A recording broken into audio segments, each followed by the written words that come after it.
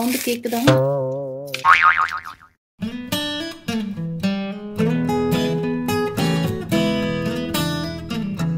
இப்போ நம்ம பக்கோடாக்கு என்னென்ன வேணும்ன்றத பார்க்கலாம். ஆனியன் பக்கோடான்றதுனால நான் வந்து ஒரு 2 பெரிய சைஸ் வெங்காயத்தை நல்லா இந்த மாதிரி கட் பண்ணி வச்சிருக்கேன். அதுக்கப்புறமா இஞ்சி வந்து ஜஸ்ட் ஒரு 1 டீஸ்பூன் இருக்கும், அந்த அளவுக்கு கட் பண்ணி பொடிசா கட் பண்ணி வச்சிருக்கேன். அப்புறம் கருவேப்பிலை ஒரு 2 ஸ்ட்ரிங் எடுத்து நல்லா பொடிசா கட் பண்ணி வச்சிருக்கேன். பூண்டு 2 பூண்டை வந்து நசுக்கி வச்சிருக்கேன். இந்த பூண்டு வந்து உங்களுக்கு வாசனை பிடிக்கலன்னா விட்டுடலாம். பச்சை மிளகாய் வந்து 2 பச்சை மிளகாய் நான் வந்து கட் பண்ணி வச்சிருக்கேன் பொடிசா. சப்போஸ் சின்ன பசங்க சாப்பிட்ற மாதிரி இருந்தா பச்சை மிளகாய் வேண்டாம்னா விட்டுடலாம், அதை பத்தி ஒண்ணும் இல்லை. அப்புறம் புதினா அண்ட் கொத்தமல்லி பொடிசா கட் பண்ணி வச்சிருக்கேன். ஸோ இதுல அவ்வளவுதான் இருக்கு. இதுல கேஷ்நட் போடணும்னா போட்டுக்கலாம், இல்லைன்னா பரவாயில்ல விட்டுடலாம். நம்ம ஃபர்ஸ்ட் நம்ம இந்த வெங்காயத்தை போட்டுடலாம். வெங்காயம் நல்லா மெலிசா ஸ்லைஸ் பண்ணிக்கோங்க, அப்பதான் நல்லா இருக்கும். இந்த வெங்காயத்தை போட்டுட்டு அது கூடயே கொஞ்சம் உப்பு போட போறேன் நான். நம்ம பக்கோடாக்கு எவ்வளவு உப்பு வேணுமோ அவ்வளவு உப்பு நம்ம போட்டுக்கலாம் அதுல. அப்புறம் பார்த்து போட்டுக்கோங்க, பத்தலைன்னா நம்ம அப்புறமா கூட நம்ம சேர்த்துக்கலாம். ஸோ இந்த அளவுக்கு போட்டிருக்கேன் நான். இப்போ நம்ம வந்து கையில வந்து ஃபர்ஸ்ட் இதை நல்லா இப்படி உடச்சி இப்படி விடணும். ஏன்னா எல்லாம் இப்போ சேர்ந்த மாதிரி இருக்குல்ல, இப்போ தனித்தனியா ஆக்கணும் இந்த வெங்காயத்தை. அது மட்டும் இல்லாம இப்ப நம்ம இந்த மாதிரி பண்றதுனால வெங்காயத்துல இருக்கிற தண்ணி கூட வெளியில வந்துடும். அப்ப நம்மளுக்கு எவ்வளவு தண்ணி ஊத்தணும்ன்றது தெரியும். சம்டைம்ஸ் நம்ம தண்ணி ஊத்தணும்னு கூட அவசியம் இருக்காது. இதுலயே நிறைய தண்ணி இருந்துச்சுன்னா இதுவே நம்மளுக்கு கரெக்டா இருக்கும். சோ அதனால ஃபர்ஸ்ட் நம்ம உப்பு போட்டு இதை நல்லா மிக்ஸ் பண்ணி விட்டுக்கோங்க.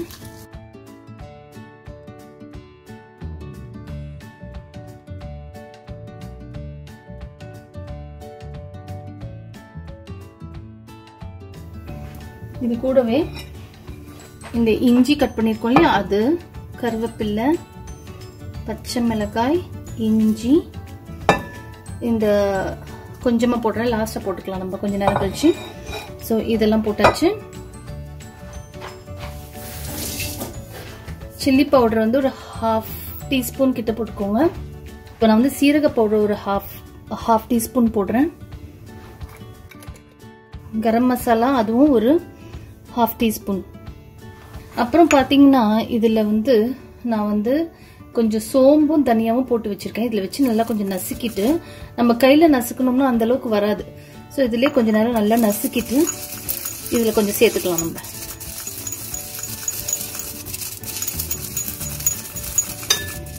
1-2 அந்த வாசனை வரணும் நம்மளுக்கு, அவ்வளவுதான். ஸோ இது பொடிச்சதை வந்து சும்மா ஒரு ஸ்பூன் போடுறேன் நான், அவ்வளவுதான். மிச்சம் இருந்துச்சுன்னா நம்மளுக்கு நம்ம வேற ஏதாவது பண்ணும்போது சேர்த்துக்கலாம். இப்போ இது நல்லா மிக்ஸ் பண்ணிக்கலாம்.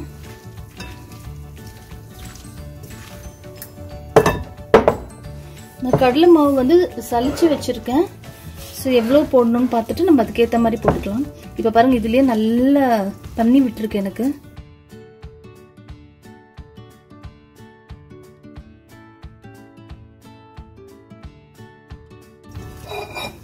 இந்த மாதிரி நல்லா இது பிசைஞ்சதுக்கு அப்புறமா இந்த இது மிச்சம் இருக்கிற கொத்தமல்லி புதினா அதையும் போட்டுட்டேன்.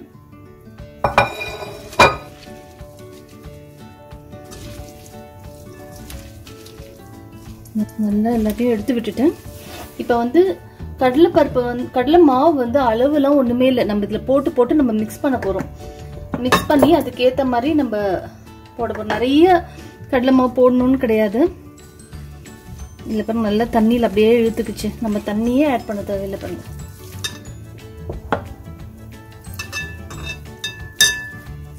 நம்ம இந்த மாதிரி கொஞ்சம் கொஞ்சமா போட்டு எடுக்கணும். நிறைய கடலை மாவு போட்டுட்டாலும் அப்புறம் போண்டா மாதிரி ஆயிடும்.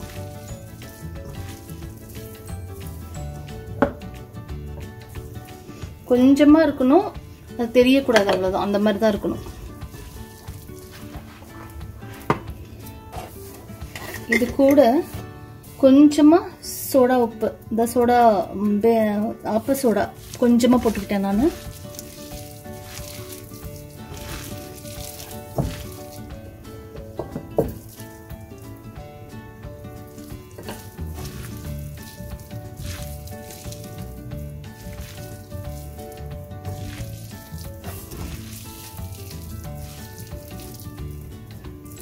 இதுல ரொம்ப முக்கியமானது வந்து சூடான எண்ணெய் ஊத்தணும். இதுல அப்பதான் உங்களுக்கு வந்து நல்லா கிறிஸ்பியா கிடைக்கும்.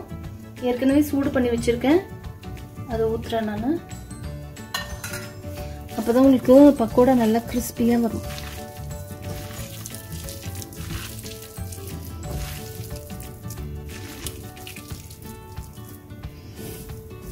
ஸோ இது போதும். ரொம்ப பவுடர் இருந்துச்சுனாலும் நம்ம போடும்போது ரொம்ப மொத்தையா ஆயிடும் நம்மளுக்கு. இன்னும் கொஞ்சம் மட்டும் போட்டுட்டேன், அவ்வளோதான். ஸோ இப்போ நம்ம எப்படி வறுத்து பார்க்கலாம் பாருங்க. இது பார்த்தீங்கன்னா இது வெங்காயமும் தெரியும், இருக்கிற மாதிரியும் இருக்காது. நிறைய மாவு இருந்துச்சுன்னா அப்படியே உங்களுக்கு தடி தடியா போண்டா மாதிரி வந்துடும். ஸோ இது பாருங்க எப்படி வருதுன்னு நீங்க பார்த்தீங்கன்னா உங்களுக்கே ஒரு ஐடியா வரும். நான் மொத்தமே இதில் ஒரு 5 டேபிள் ஸ்பூன் தான் போட்டிருப்பேன். நல்லா ஸ்டிக்கியா வர இருக்கு பாருங்க. இப்போ நம்ம ஆயில் வச்சுட்டு நம்ம ஆரம்பிச்சிடலாம். இப்போ நம்மளுடைய எண்ணெய் வந்து கொஞ்சம் நல்லா சூடாயிருக்கு. இது நீங்க செக் பண்ணிக்கோங்க. சூடு ரொம்ப இருந்துச்சுனாலும் நம்மளுக்கு வந்து அப்படியே கருகி போயிடும் போட்டோன்னே. ரொம்ப சூடா இருந்துச்சுன்னா கொஞ்சம் கம்மி பண்ணிக்கோங்க. ரொம்ப கம்மியா இருந்தாலும் எண்ணெயில ரொம்ப ரொம்ப எண்ணெயெல்லாம் இழுத்துக்கும். ஸோ அதுக்கேற்ற மாதிரி பார்த்துக்கோங்க. இப்போ கொஞ்சம் நம்மளுக்கு சூடா இருந்துச்சுன்னா கொஞ்சம் ஸ்லோ பண்ணிக்கலாம். இது கரெக்டா இருக்கிற மாதிரி தான் இருக்கு எனக்கு. இப்போ நம்ம போட ஆரம்பிச்சிடலாம்.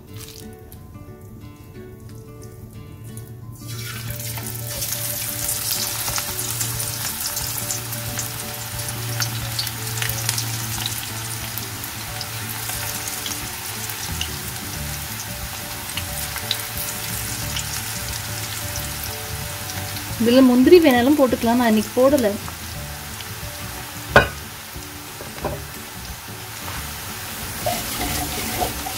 கொஞ்ச நேரம் நம்ம அப்படியே விட்டுடலாம், இல்லைன்னா அதுல இருந்து ஒட்டாம எல்லாம் பிரிஞ்சு வந்துடும். கொஞ்ச நேரம் ஒரு 2 minutes வெயிட் பண்ணிட்டு அப்புறமா நம்ம திருப்பிக்கலாம். இப்போ நம்ம கொஞ்சம் இப்படி திருப்பி போட்டுக்கலாம்.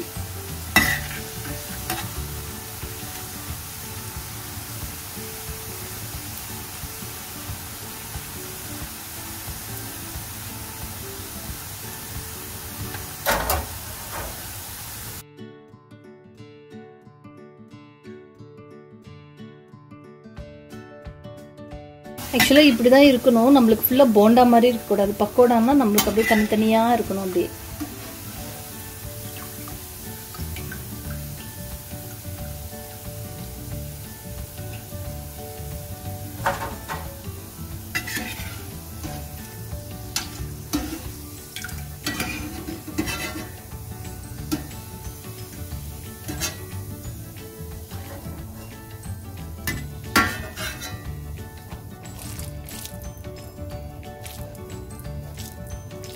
நம்ம ஒரு வாட்டி போட்டு முடிச்சோன்னா கொஞ்சம் சூடு கம்மியாகும். கொஞ்சம் வெயிட் பண்ணிக்கலாம், கொஞ்சம் சூடாகட்டும். இல்லைன்னா உங்களுக்கு வந்து நிறைய எண்ணெய் இழுத்துரும். இப்போ போட்டுடலாம்.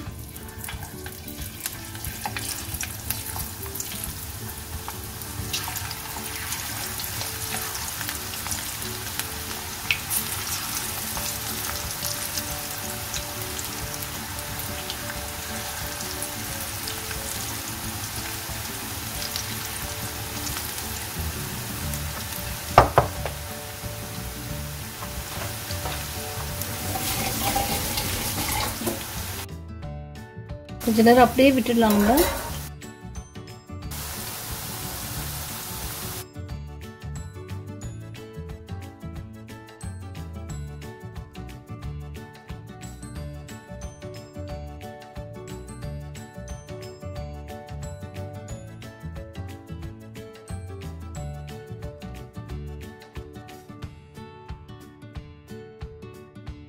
சில பேர் அரிசி மாவு கூட போட்டு பண்ணுவாங்க, அப்படியும் போடலாம். அரிசி மாவும் போட்டு பண்ணலாம்.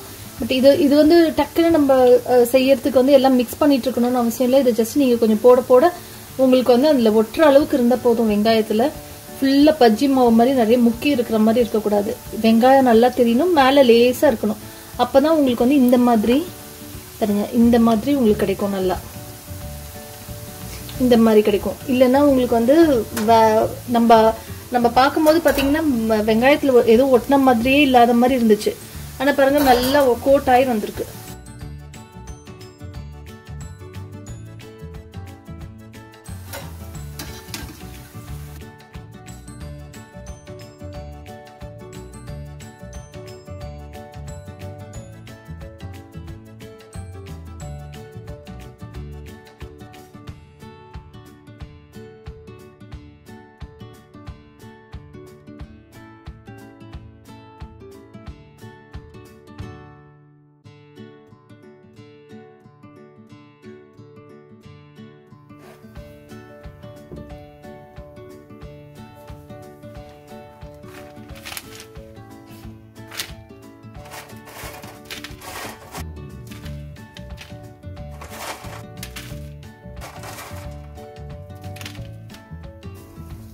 அங்கே எவ்வளோ நல்லா சவுண்டு கேட்குதா, நல்லா கிறிஸ்பியாக இருக்கும். ஸோ அவ்வளோதான்.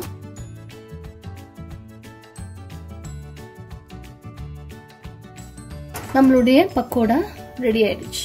இது இப்போ நல்ல மழை காலத்துல, நல்ல இப்போ மழை பெய்யறப்போ நல்ல இந்த மாதிரி செஞ்சு நல்ல ஒரு மசாலா டீயோட இது சாப்பிடும் போது அவ்வளோ டேஸ்டா இருக்கும். ஸோ நீங்க எல்லாம் ட்ரை பண்ணுவீங்கன்னு நினைக்கிறேன். ரொம்ப சிம்பிள், நம்ம வேற எதுவுமே ஆட் பண்ணல. இதுல வந்து நீங்க வெறும் கடலை மாவு தான் யூஸ் பண்ணிருக்கேன் நான், வேற ஒண்ணுமே அரிசி மாவுலாம் இல்லை. அப்படியே நல்லா சாஃப்டா, நல்ல சாரி அப்படியே நல்லா கிறிஸ்பியா வந்திருக்கு. ஸோ நல்ல மொறு மொறுன்னு டீ கடை பக்கோடா ரெடி ஆயிடுச்சு. வியூவர்ஸ், நீங்க எல்லாம் நல்லா என்ஜாய் பண்ணிருப்பீங்கன்னு நினைக்கிறேன். ஸோ நம்ம சீக்கிரமா அடுத்த வீடியோல பார்க்கலாம்.